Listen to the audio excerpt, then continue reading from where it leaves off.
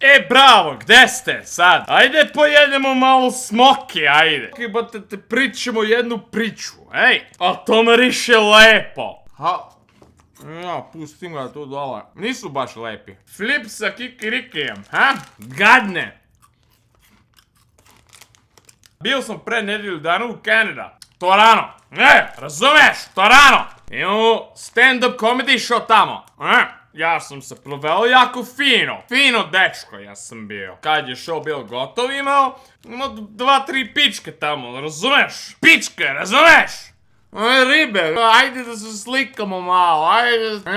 Ja jadan, šta da radim tamo? Kad me vole, šta da radim? Plavušice, znaš, lepo onako. Ona mene pita. Voziš me kod kuće, živim sa mamu, molim te. Da me voziš kuće, jebote. A ja znam što to znači. Ja moram da nju vozim. Aha. No hvala, Deri, hvala. Imam neki rental car.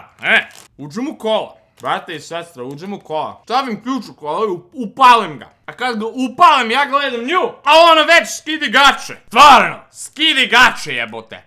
Nisam ni ga stavio na rekrec, a ona već skidi gače. Ej, kad je to počneo da smrdi. Ne mogu da jedem više.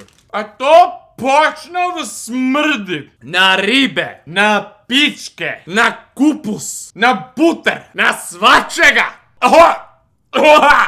Izvini, moramo da otvorim prozor. A ja otvorim prozor, jebote. Stavim glavu napolje, moram da dišem vazduh. Nema vazduh u kola više. A ona jadna sedne tamo. Dragiša, ćemo se jebati, ajde! Ajde, jebima! Ja stavim kola u rekvec. A ja vozim nju kod kući. Kaže mi, idi kući sa mamu jebote, dete. Šta ne pereš pičku jebote? Ne smijem da ga diram! Zato nije bio 7 dana dok sam dobio aborciju!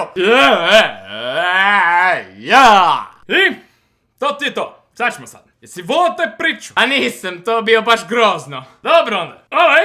Ako voliš priče, onda moraš da dođeš u moj stand-up show, jebote, ajde. Što da ne? Pošalji mi e-mail i kaži mi koji grad živiš. Ako dobijem punu e-maila u tvoj grad, ja ću doći u tvoj grad i spravit ću jednu stand-up show neki, ajde. Šta je to, ne znam. Ajde, pokažit ću te kad dođem, jebote. Pošalji mi e-mail.